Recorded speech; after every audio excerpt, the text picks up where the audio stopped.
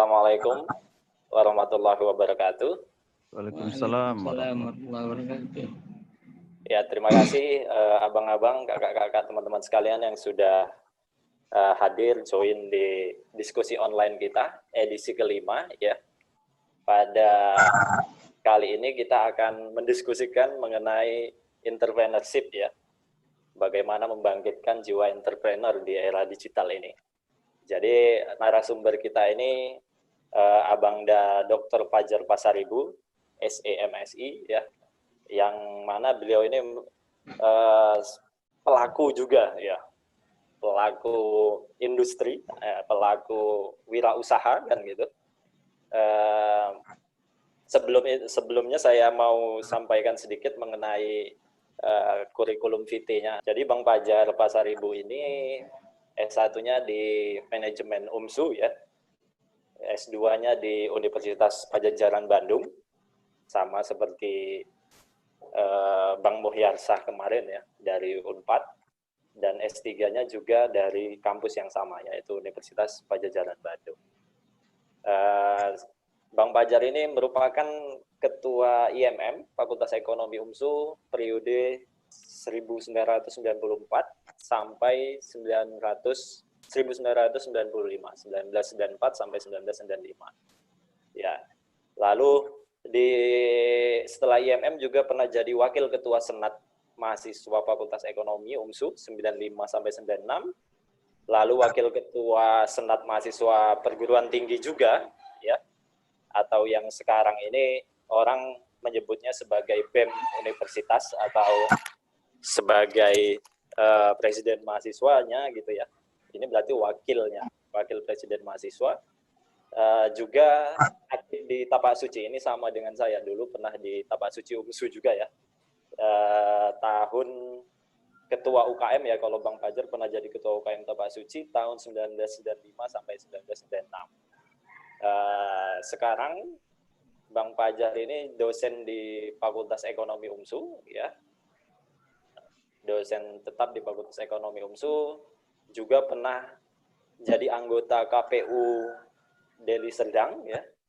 Tahun 2009 sampai 2014.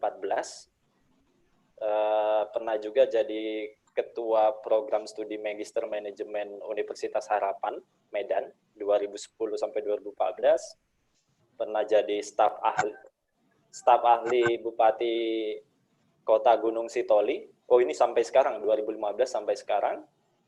Staf ahli Bupati Aceh Gayo juga, Wakil Ketua Pemenangan Gubernur Sulawesi Selatan 2015 yang lalu. Konsultan juga ya. Wah, sangat banyak sekali ini. Dan pastinya yang tadi saya sebut bahwasannya beliau sebagai pengelola UMKM ya. UMKM-nya banyak tadi, ada di bidang tekstil ya, ada peternakan kan gitu. Lalu di ITSMI juga Bang Fajar ini aktif ya di ITSMI Kabupaten Deli Serdang ya. Dari tahun 2013 sampai sekarang, dan di Muhammadiyah beliau merupakan bendahara Majelis Ekonomi dan Kewirausahaan PWM Sumatera Utara dari tahun 2016 sampai dengan sekarang. Ya, oke, itu pengenalan singkat mengenai Bang Dr. Fajar Pasaribu. Jadi kita sekarang penting ya mendiskusikan mengenai entrepreneur ini, karena memang entrepreneur ini yang tadi disebutkan di awal oleh Bang Fajar, diskusi secara langsung sama saya sebelum memulai ini, bahwasannya yang melaksanakan kegiatan entrepreneur ini masih bisa tetap kuat gitu ya, karena memang dia mendapatkan sesuatu yang bisa memberikan manfaat kepada orang lain juga, apalagi memang entrepreneur ini ya, apalagi di bidang digital kan gitu. Kalau kita lihat entrepreneur yang sekarang paling di saat kondisi Covid yang paling melebit uangnya banyak itu ya ini pemilik aplikasi yang kita pakai, yaitu Zoom ini. Dia melimpah mendapatkan sumber income dari dampak COVID-19. Oke, langsung saja saya berikan kesempatannya kepada Bang Fajar Pasaribu untuk memulai memaparkan diskusi kita pada hari ini. Ya, waktu mic dan kameranya saya persilakan, Bang Fajar. Oke, terima kasih kepada Dinda Rizky Hamdani. Assalamualaikum warahmatullahi wabarakatuh. Waalaikumsalam. Waalaikumsalam warahmatullahi wabarakatuh. Rekan-rekan satu perjuangan dari perguruan tinggi Universitas Muhammadiyah Sumatera Utara, khususnya Fakultas Ekonomi UMSU. Di sini sudah hadir senior saya, itu Abang Anda, Dr. Irfan, SEMM PhD. Beliau ini adalah senior saya. Saya itu banyak berguru, banyak belajar dari sepak terjang beliau. Walaupun terkadang saya cuil-cuil beliau supaya keluar ilmunya. Kalau nggak begitu, nggak keluar ilmunya ini. Kalau senior kita yang satu ini gitu. Jadi ada punya strategi kita untuk mendapatkan ilmu orang itu gitu. Jadi bukan berarti kita datang bawa ayam bakar, ayam panggang, minta ilmunya, jurusnya, nggak harus begitu. Kalau sama Bang Irfan ini memang kita harus kita coel dia dulu sedikit. Nah, keluar marahnya, oh, baru nampak. Oh, ini rupanya taktik dan strategi yang harus kita contoh dari beliau ini. Terima kasih banyak, Abang Anda senior, Bang Irfan.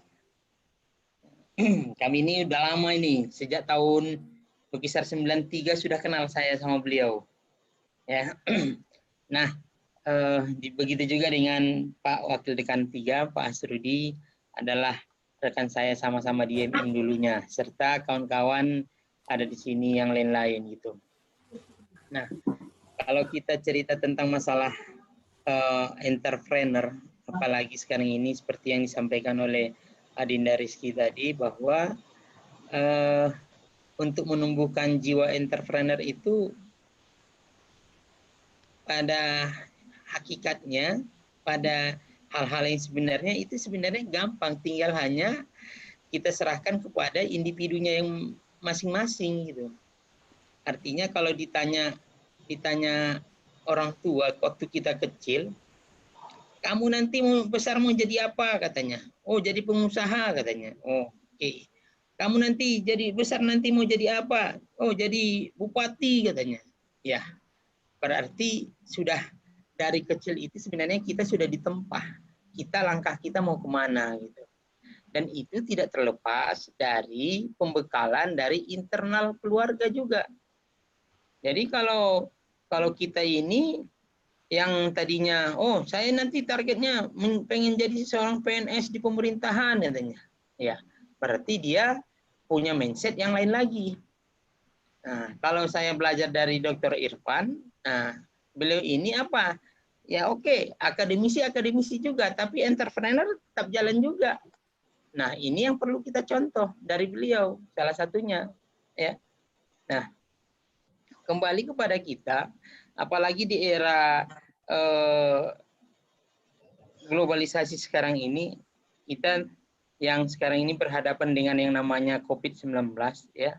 COVID-19 ini, ya kita banyak hal-hal yang pekerjaan-pekerjaan yang selama ini tertunda, yang kita laksanakan seperti mana biasanya, sekarang hari ini kita sudah sangat jauh dari pekerjaan yang sehari-harinya. Maka kita dianjurkan untuk bekerja itu dari rumah. Nah, ini dia. Di antaranya itu kita kaitkan dengan tema kita pada hari ini adalah membangkitkan jiwa entrepreneur untuk kalangan generasi muda. Nah, kalau hal-hal yang seperti ini, banyak hal yang perlu kita tekankan untuk bagi generasi kita. Kalaulah seperti saya katakan terlebih awal tadi sama Adinda Rizky, moderator, bahwa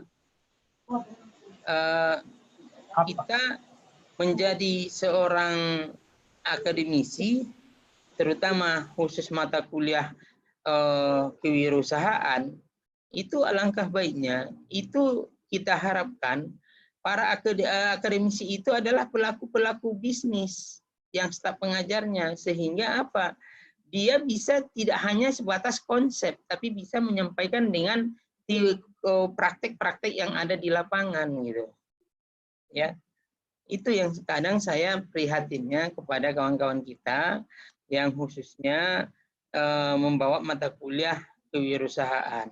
Ya, nah tapi ini kan seiring waktu kita coba untuk inovasi-inovasi terus. Gitu. Nah, terkadang yang saya lihat adik-adik kita ini yang sudah tamat dari Fakultas Ekonomi khususnya ataupun di mana-mana umumnya, ini ada dua hal yang tidak dimiliki oleh adik-adik kita ini, ya. Yang mereka tahunya kalau tamat itu mereka sudah mempunyai ijazah, habis itu lamar pekerjaan, habis itu mana kursi saya, mana meja saya, di mana saya kerja. Nah, itu dia.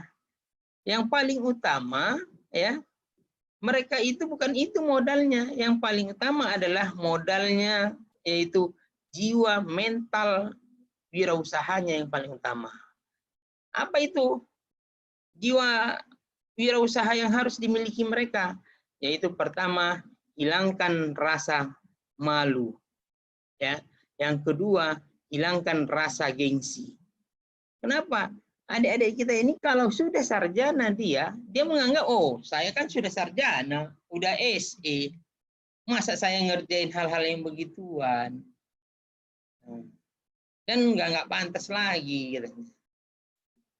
Itu, apalagi yang berasal dari kampung, dia dari kampung pulang ke kampung ada kerjaan yang dikerjakannya, contoh mengurus ladang ataupun ternak orang tuanya. Apa itu sarjana ngurus ternak juga, kata kawan-kawannya. Gengsi, rasa malu, rasa gengsi itu yang paling utama yang harus kita hilangkan dari mindset adik-adik kita, ya.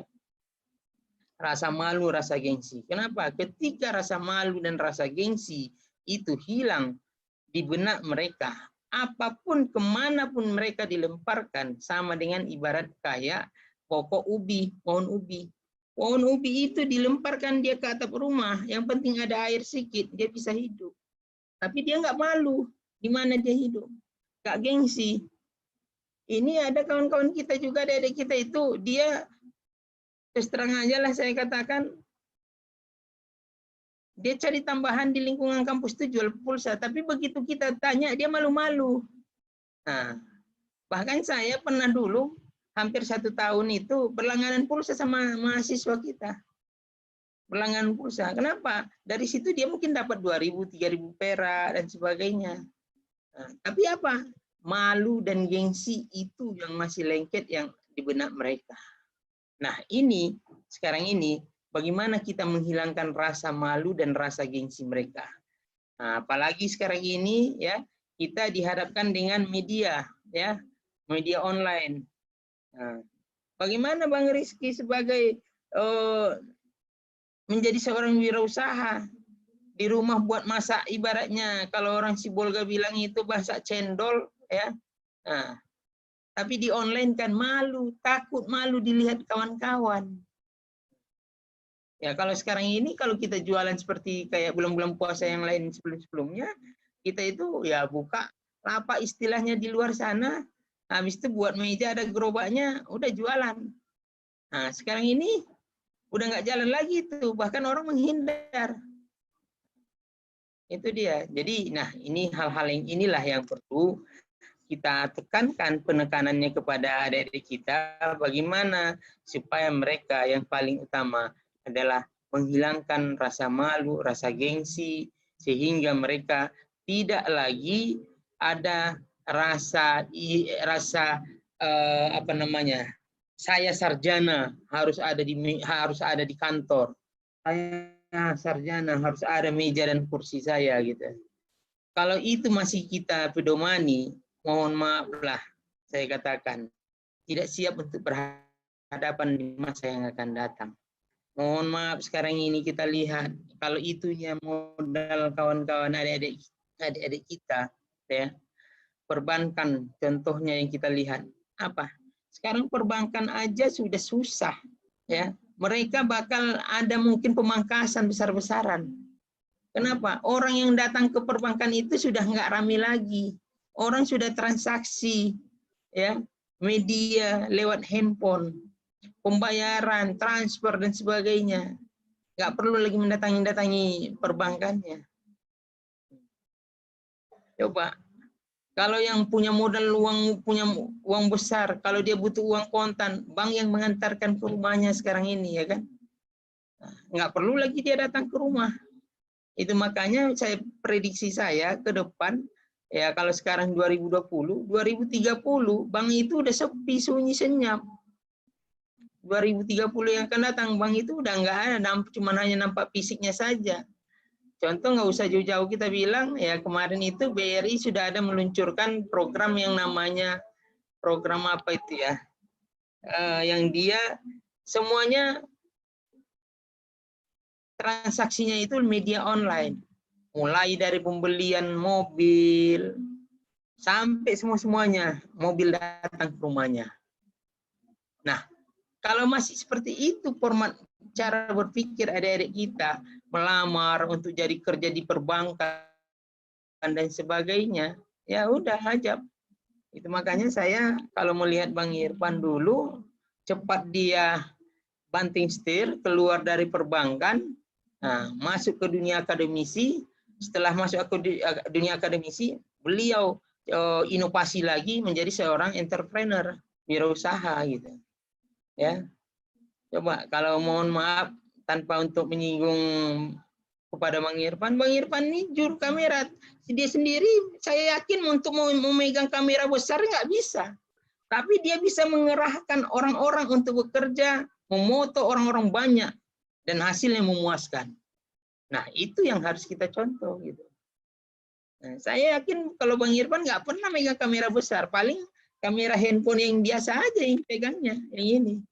Nah, kalau kamera yang Canon yang besar itu untuk moto orang nggak pernah, tapi hasilnya orang yang diberdayakannya untuk mengerjakan pekerjaan yang sesuai dengan yang dibutuhkannya. Gitu. Nah, itu. Nah, itu yang paling utama yang kalau saya lihat. Nah, di samping itu, nah, mohon maaflah seperti yang saya katakan kepada Adinda Rizky tadi, ya, kalau saya punya usaha ada ternak ayam dan sebagainya, mohon maaf Pak Camatnya, wilayah Tanjung Morawa sana, Camat Tanjung Morawa itu nggak yakin kalau saya itu seorang dosen dan doktor mau mengurusin ayam katanya, nggak yakin saya katanya. Ya nggak yakin Bapak tak datang aja ke UMSU, atau Bapak punya tetangga kuliah di UMSU ekonomi, tahu nggak, tanya aja nanti tetangga Bapak itu kenal nggak dosen yang namanya si Fajar gitu. Nah, akhirnya mereka kaget. Ya, kok seorang dosen mau mengerjakan yang begini? Ya saya, kalaulah ibaratnya itu yang saya pedomani, rasa malu dan rasa gengsi. Oh saya dokter. Oh nggak bisa dong saya ngerjain hal-hal yang begitu. Ya, malu dong saya. Sampai kapan? Makanya saya katakan ya, mohon maaf kalau kita kaitkan dengan informasi-informasi media sosial sekarang ini, apa ya, kita ini sudah mulai masuk dijajah, ekonomi kita sudah mulai dijajah. Nah, kenapa? Mental kita adalah mental hampir rata-rata itu mental pekerja, bukan mental orang pemikir. Nah, akhirnya apa? Begitu warga negara asing masuk ke negara kita heboh. Iri kita, kenapa mereka bisa? Kenapa nggak kami yang dikerjakan? Nah, contoh mohon maaf saya katakan itu pembangunan Agung Podomoro, Adinda Rizky, Agung Podomoro Medan, ya. Itu saya tadinya saya nggak yakin kalau Agung Podomoro itu banyak pekerja asing di dalam. Saya bangun jam 6, ya, habis sholat subuh saya jalan. Jam 7 kurang seperempat itu daerah pom bensin yang ada makam yang ada itu, jalan apa itu berjejer itu warga negara asing, mata sipit berjejer dengan gaya tunduk pakai helm itu menyeberang ke Agung Podomoro untuk bekerja. Mereka itu jam 7.30 sudah pegang alat. Kita jam 7.30 masih nyantai, jam 8 lah, bentar lagi lah ngopi dulu. Nah, mental yang seperti itu. Pihak perusahaan-perusahaan besar, mereka tidak mau, rugi. Kalau saya pekerjakan orang-orang yang seperti itu. Nah, tutup jam kerja jam berapa? Jam 4. Jam setengah 4 udah beres-beres, cuci-cuci alat-alat kita. Itu model-model pekerja kita. Ya. Udah cuci-cuci alat beres-beres semuanya. Jam 4 udah cabut keluar. Mereka jam 4 baru melepaskan alat dari tangannya. Baru cuci alat-alatnya. Kalau cuci sarung tangan dan sebagainya. Disitulah akhirnya apa? Muncul.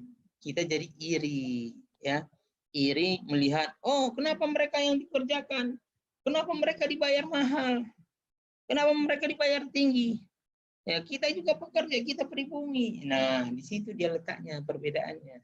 Mental kita yang tidak siap, kita merasa besar kepala gitu. Itu dia kalau analisa saya sekilas ya. Nah, jadi untuk itu diharapkan kepada kawan-kawan kita, adik-adik kita khususnya yang mahasiswa yang sudah sarjana maupun yang akan sarjana, yang paling utama untuk menjadi seorang entrepreneur adalah hilangkan rasa malu, yang kedua hilangkan rasa gengsi. Jika dua hal ini bisa dilakukan, saya yakin kawan-kawan kita yang lain itu jauh lebih sukses dibanding kami-kami yang ada sekarang ini.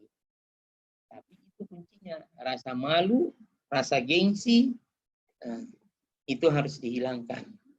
Jadi diharapkan juga kepada Pak WD3, Pak Asrudi juga, tolonglah kepada pengasuh mata kuliah khususnya kewirausahaan itu, berikan pelaku-pelaku usaha yang staf pengajarnya. Saya setiap rapat selalu itu yang saya sampaikan.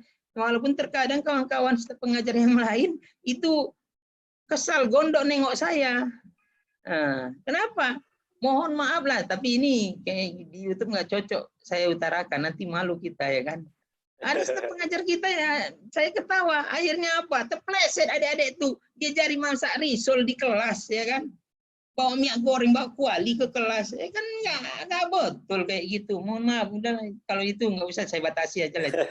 Jadi nanti online-nya nggak enak ya kan. Nah, maunya mental kita cari nanti Pak WD3.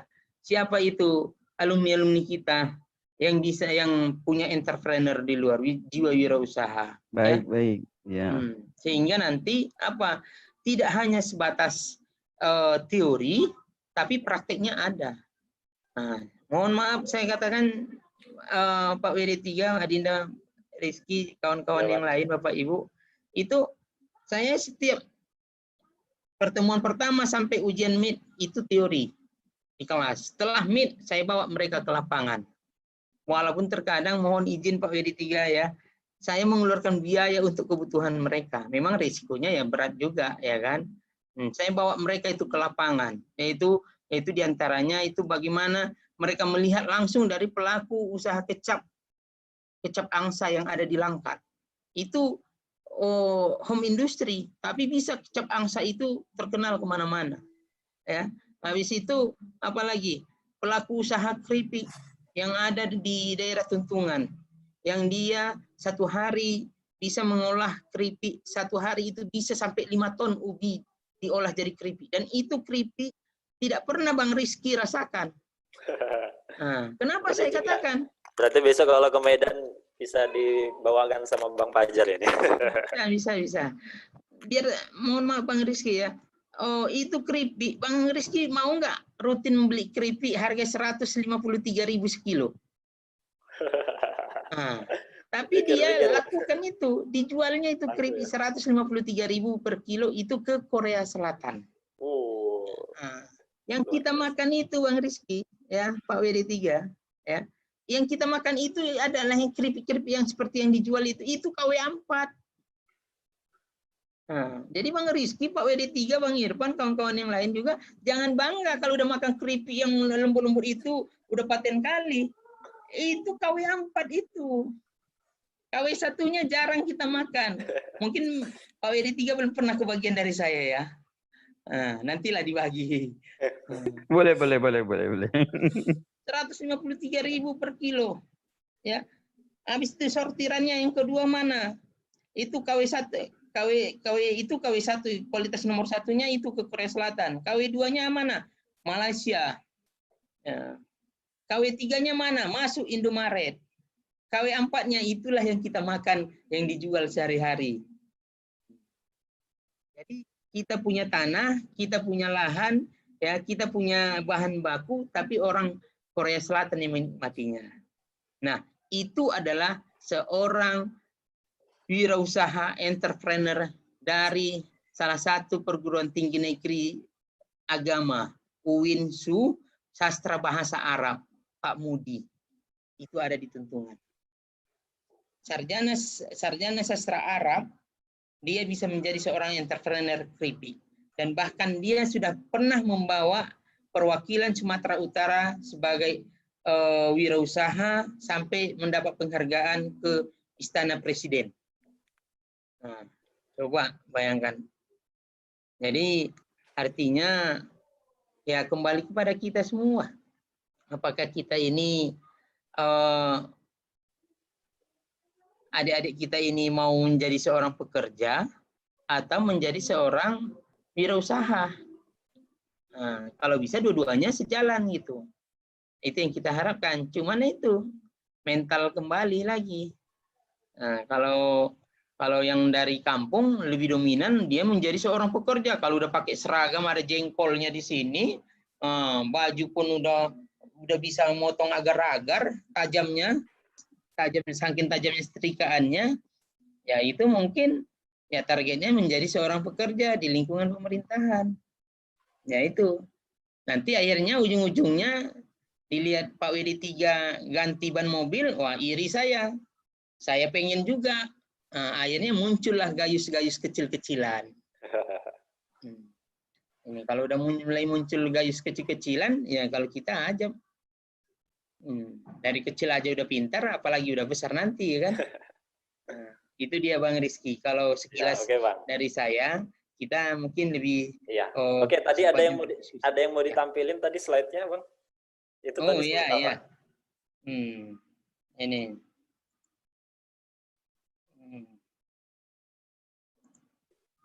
Nah, ini ya.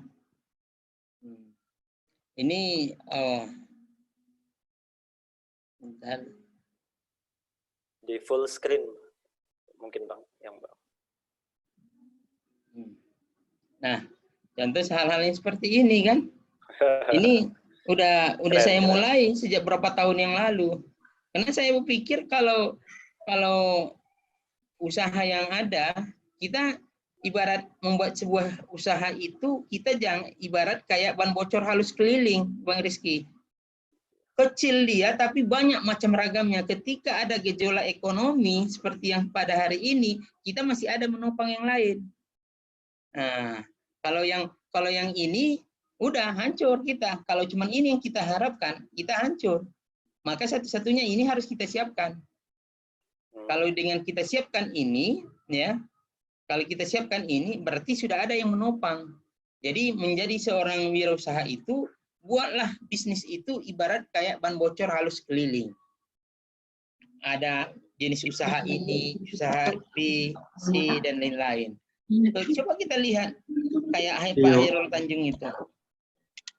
Hairul Tanjung itu banyak bisnisnya. Jadi ketika goyang kena faktor gejolak ekonomi, ya akhirnya dia masih bisa bertahan. Nih,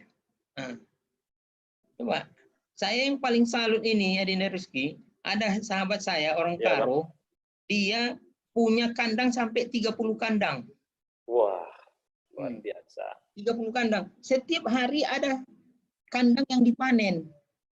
Tanggal 1 dimasukkan bibit, satu kandang. Tanggal 2 masuk kandang yang berikutnya. Tanggal 3 masuk kandang yang berikutnya. Pas tanggal 30 kena ayam ini usianya maksimal 32 hari.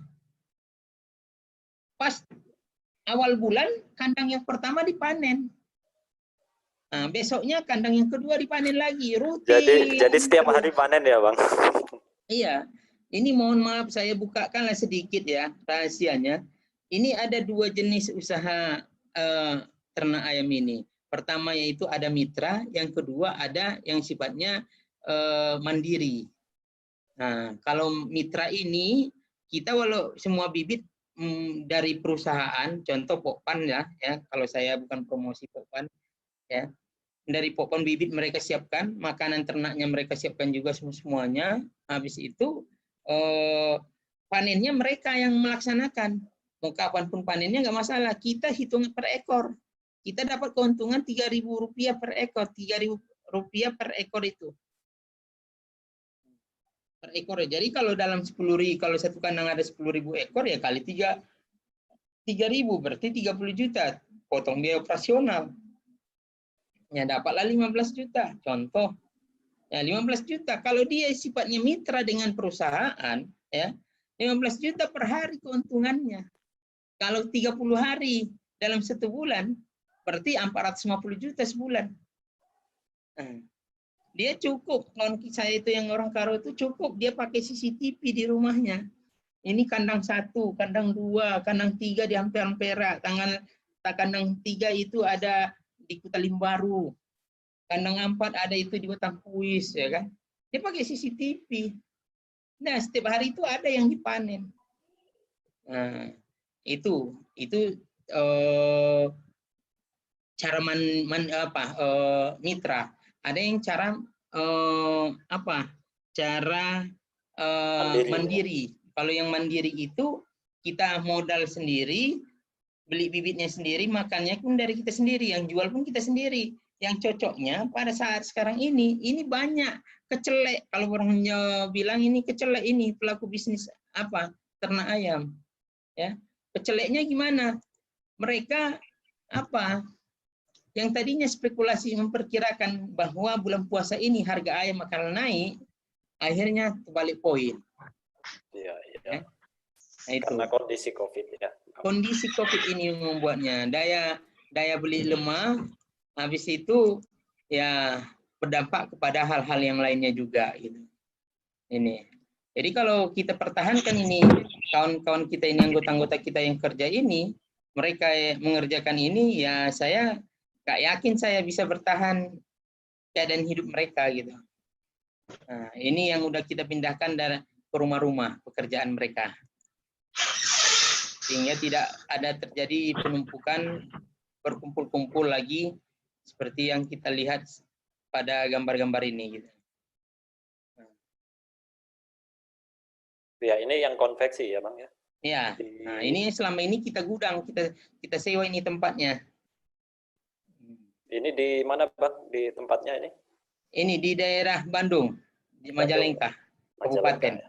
Ya. Oh, Kabupaten Majalengka ya. Iya.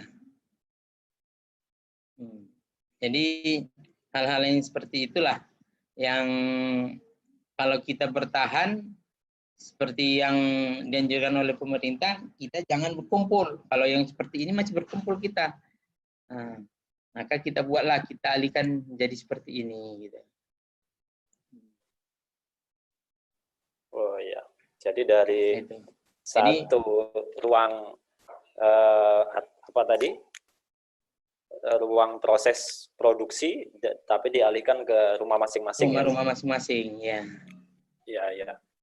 Ada plus minusnya, ada keuntungan kumpul waktu ramai seperti ini, ada ruginya juga, dan ada untungnya yang seperti ini.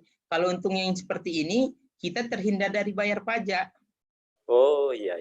Nah, yang kedua, terhindar dari yang namanya pengawas.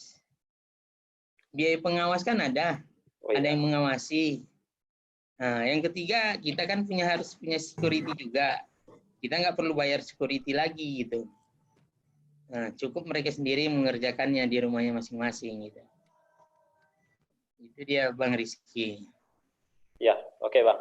Ini kita lebarkan diskusi kepada abang-abang yang lain ya, dan teman-teman yang lain. Ya, jadi yang sudah dipaparkan Bang Fajar tadi sudah banyak ya. Ternyata saya mikir, ternyata ternak ayam juga bisa pakai media digital dengan pakai CCTV tiap untuk pengawasannya ya, betul juga. Karena saya di kampung juga Bang, kebetulan kakak saya atau abang saya di Siantar itu ternak ayam juga sama seperti abang gitu nih. Nah, jadi memang dia masih kontrol tiap malam itu. Tiap malam masih ngontrol, pekerjanya ada 1 atau 2 orang gitu ya. Tapi tiap malam dia harus kadang ya tidur di kandang juga untuk melihat dan supaya tetap tertib kan gitu ya. Iya. Nah, jadi ini jadi satu juga ya, satu inovasi juga bahwasannya pengawasannya sudah bisa pakai digital, yaitu CCTV tadi kan gitu. Betul. Ya, oke. Silakan saya lebarkan diskusi ini kepada abang-abang senior dan teman-teman yang lain ya, untuk menambahkan diskusi. Bang Irfan mungkin atau Bang Hasrudi. Bang Irfan sama-sama pelaku usaha ini ya.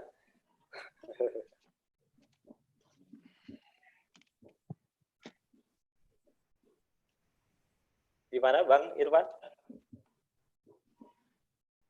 Unmute Bang suaranya. Mainkan Bang Rudi, mana Bang Rudi tadi? Silakan Bang Irfan. Bang Rudi. Gak ada suara kan, Ki? Sudah Bang. Kami dengar.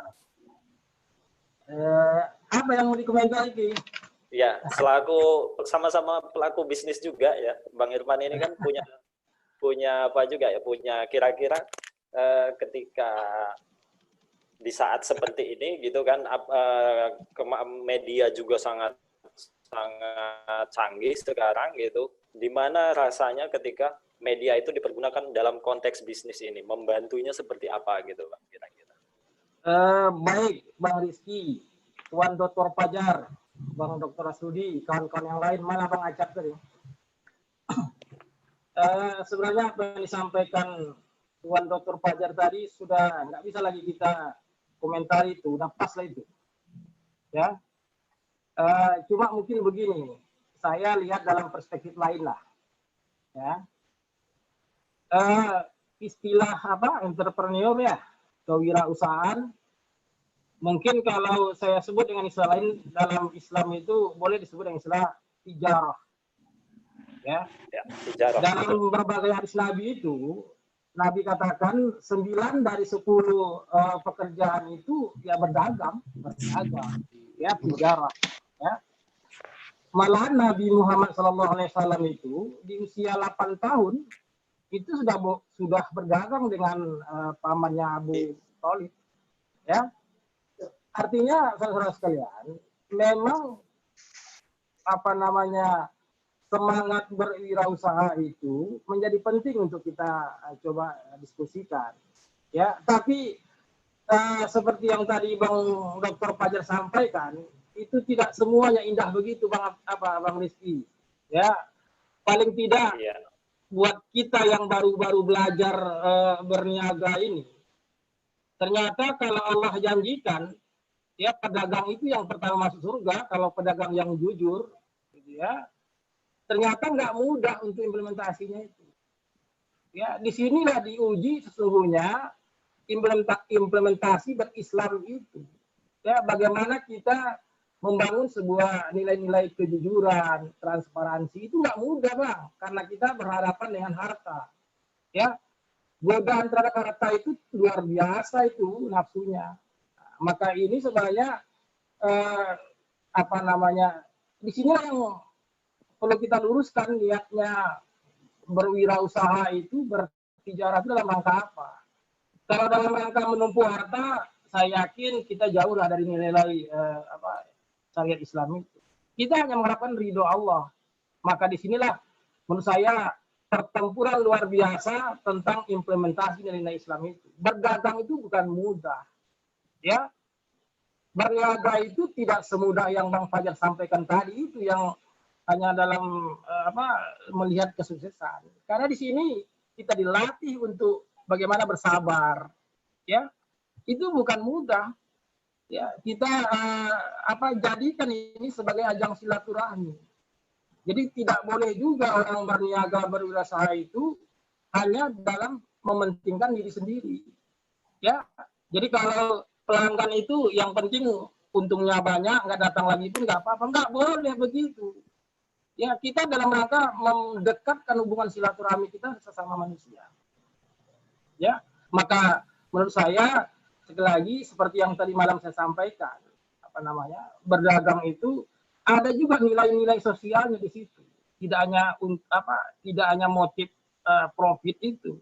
Ya, bagaimana kita gerakkan ekonomi itu, mungkin kita tidak berharap untung dalam bentuk rupiah, tapi juga mungkin ada nilai-nilai kebaikan lain yang juga kita berdagang juga dengan Allah. Ya, jadi tidak hanya dalam ukuran material. Jadi saya sepenuhnya bangga dengan Tuan Dr. Fajar yang sudah sukses merintis bisnis, juga sukses di akademik, ya, suami istri sudah dokter, ya, luar biasa lah pokoknya.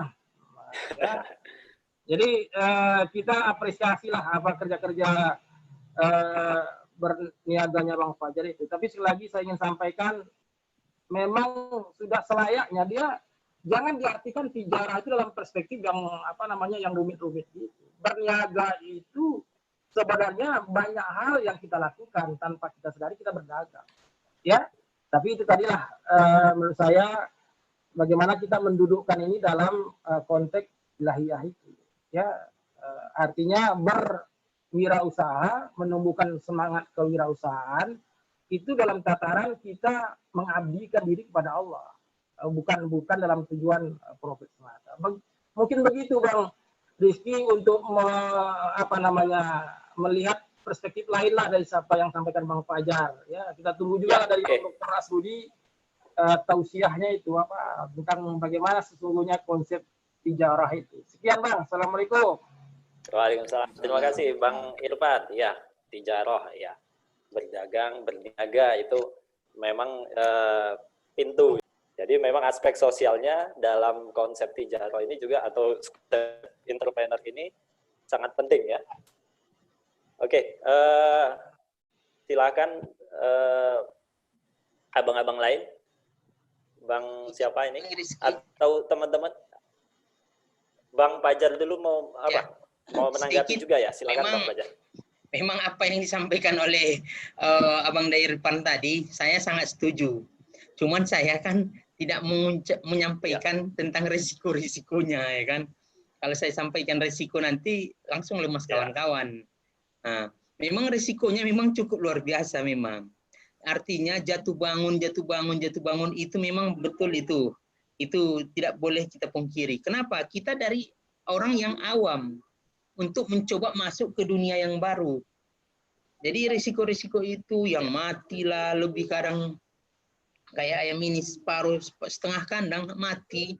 Nah, ini matilah kalau kayak gini ya, begini terus-terusan kalau saya besok terjual lah bajuku nanti semuanya. Saya pikir dulu gitu. Tapi karena kita banyak belajar dan bertanya kepada orang, dan orang pun tidak pelit terhadap ilmunya, ya mudah-mudahan bisa kita jalani seperti sekarang ini gitu. Memang apa yang disampaikan Bang Irfan memang itu sangat setuju saya akui bahwa kejadian yang hari ini tidak seperti simsalabim langsung jadi seperti yang kawan-kawan lihat, tapi punya banyak proses yang harus kita lalui gitu. Gitu Bang Rizky. Terima kasih Bang Irfan. Betul Bang. Ya, betul Bang Fajar. Ya, jadi pelajaran kita juga jadi melihat Bang Fajar jangan hari ini aja, tapi gimana untuk merintisnya dulu kan gitu. Sama seperti melihat pendiri Honda itu ya sampai beribu-ribu kali dia bereksperimen tidak diterima, tapi rupanya sekarang sepeda motor terlaris di dunia kan yang dipakai oleh masyarakat dunia kan gitu ya. Sama juga seperti yang lain. Hairul Tanjung ya termasuk pengusaha-pengusaha di Indonesia juga seperti itu ya. Ya, silakan kepada abang yang lain. Bang siapa ini? Ada Putrama, ada Bang Airja ini Putra. Bang Asrudi itu tadi banyak-banyak di sini ya. Bang Asrudi. Biasa Bang Asrudi kan agak-agak di akhir sekalian tausiah biasanya. Gimana ya, silakan Bang Asrudi. Bang Asrudi kalau silakan Bang. Baik. Cuman awak nih tak berani pula terlalu banyak menanggapi karena sudah dua tokoh entrepreneur kita ini sungkan juga kita kan. Cuman memang banyak tadi hal betul juga itu. Pak Fajar ini menceritakan yang berhasil betul. Karena saya tahu betul Pak Fajar ini juga sempat jatuh bangun juga dulu dia. Artinya sambil kuliah itu dia sambil jualan ikan itu. Nah, artinya jangan lihat hari ini Pak Fajar ini dari by proses memang. Jadi memang tadi ada problem saya lihat tadi, ada gap ya. Kalau saya amati tadi apa yang disampaikan Pak Dr. Fajar, Pak Dr. Irfan. Jadi ada gap memang, ada gap di persoalan-persoalan keumatan, terutama kita keumatan ya, bicara keumatan kita. Ada gap mengapa memang kita agak susah berwirausaha dibanding dengan di luar umat kita lah ya. Nah, jadi agak kenapa sih orang-orang itu asal dia pegang tuh kayak berhasil saja. Nah, kalau mengamati di lapangan begini saya lihat seperti kalau orang yang katakan keyakinan keagamaannya meyakini ada Allah, ya kan, dia memang sangat berhati-hati di dalam kehidupannya. Tapi kalau sebagian ada yang menganggap kehidupan dunia ini adalah segala-galanya, maka dia nggak perlu hati-hati. Bagi dia apapun sah untuk mencapai tujuannya. Nah, ini menjadi satu problem di level nyata, di kehidupan nyata. Nah, akhirnya bagaimana kalau kita merujuk ke situ secara dunia, kita kalah dengan orang yang lebih sangat menyatakan dunia itu adalah segala-galanya. Seolah-olah memang, tapi sesungguhnya tidak. Tinggal memang kita bagaimana kita memperteguh dalam diri kita ini satu nilai-nilai tauhid ya. Tauhid bahwa segala sesuatu itu urusannya hanya dengan Allah saja. Jadi ketika kita melakukan apapun itu semua karena Allah, ya kan? Tidak ada karena yang lain. Seperti kata Bang Irfan tadi, karena lillah. Jadi ini barangkali untuk memberikan semangat aja sebenarnya maksud saya. Ya, oke Bang Hasrudi, terima kasih. Jadi memang selain kita diskusi juga kan kita di sini juga silaturahim ya, silaturahim ketemu sama teman-teman senior junior gitu. Jadi ada juga bisa jadi masukan-masukan ini untuk kita semua termasuk di Fakultas Ekonomi UMSU, IKA mungkin kan kita mungkin ke depan butuh juga jejaring alumni yang butuh kita kuatkan kan gitu, sebagai jaringan pengusaha alumni gitu kan, jaringan intelektual atau akademisi yang bisa mengkonsep dan lain sebagainya, itu penting juga untuk kita. Ya, silakan Bang Fajar merespon kembali dari yang sudah dipaparkan oleh abang yang lain. Silakan Bang Fajar. Oke, terima kasih Dina Rizky. Nah, menyikapi apa yang disampaikan oleh Pak Dr. Hasrudi tadi, bahwa ada satu modal lagi yang perlu kita tanamkan bagi calon-calon entrepreneur.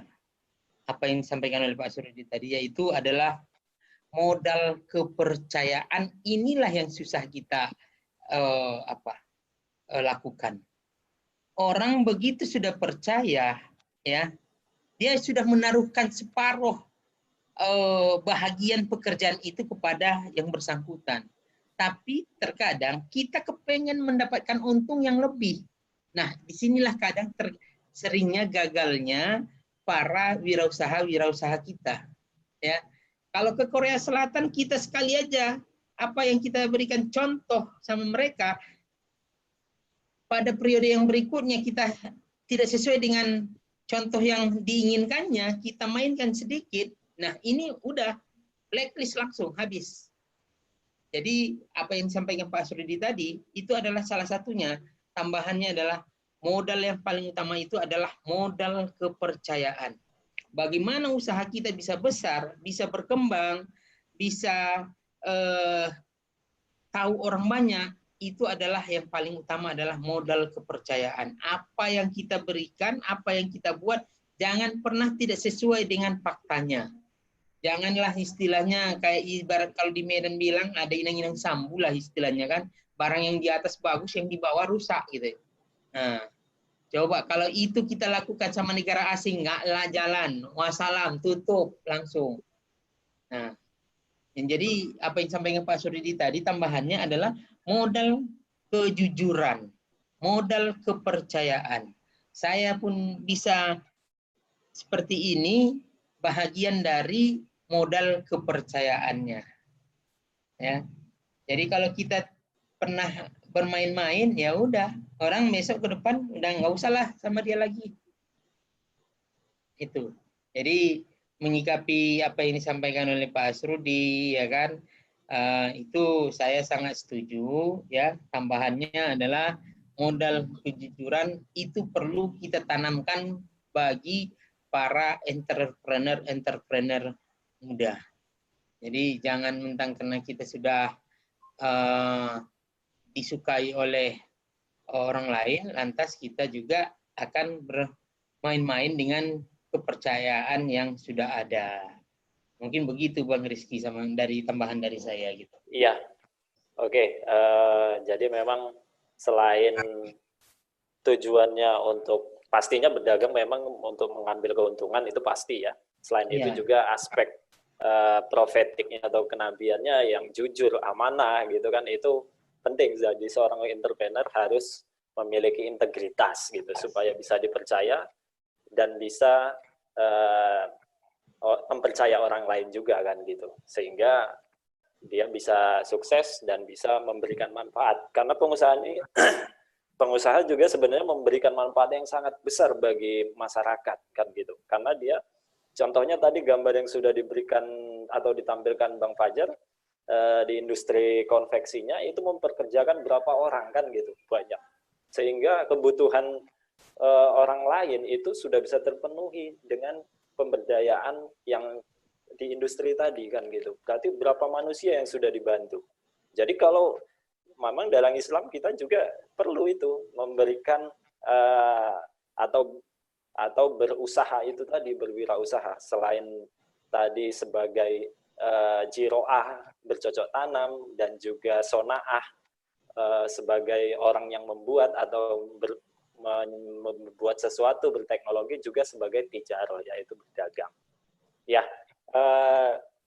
mungkin untuk sesi ini kita cukupkan, karena memang di tempat saya juga sekitar tidak sampai 5 menit lagi untuk berbuka. Mohon maaf abang-abang sekalian, karena di Jogja sudah 17.34 ya, sekitar 2 lagi sudah mau berbuka puasa, tapi di Medan mungkin sekitar 40 atau hampir 1 jam ya baru berbuka ya. Ya silakan, saya persilakan kepada Bang Fajar untuk memberikan closing statement ya terakhir, untuk memberikan motivasi dan memberikan sesuatu yang bisa kita pegang istilahnya oleh hari ini. Ya silakan Bang. Oke, terima kasih Adinda Rizky. Untuk menjadi seorang entrepreneur yang sukses itu kita harus punya pedoman, yaitu kulil haqqu walau kana murran. Katakanlah yang jujur itu walaupun pahit dalam hatimu. Itu yang paling utama. Di situ sudah mencakup kepada nilai-nilai kejujuran, keikhlasan, dan sebagainya. Jadi mulailah dari diri kita. Menjadi seorang entrepreneur yang sukses harus bisa menanamkan 2 kata kunci, yaitu pertama adalah hilangkan rasa malu, dan yang kedua adalah hilangkan rasa gengsi. Apabila 2 kalimat ini bisa kita tanamkan pada diri kita masing-masing, mudah-mudahan apapun yang kita kerjakan di masa yang akan datang, mudah-mudahan itu bisa sukses dan bisa berhasil seperti apa yang kita harapkan. Itu saja dari saya, Bang Rizky. Terima kasih. Ya, terima kasih ya, yang beribu-ribu terima kasih kami ucapkan kepada Bang Fajar selaku narasumber hari ini.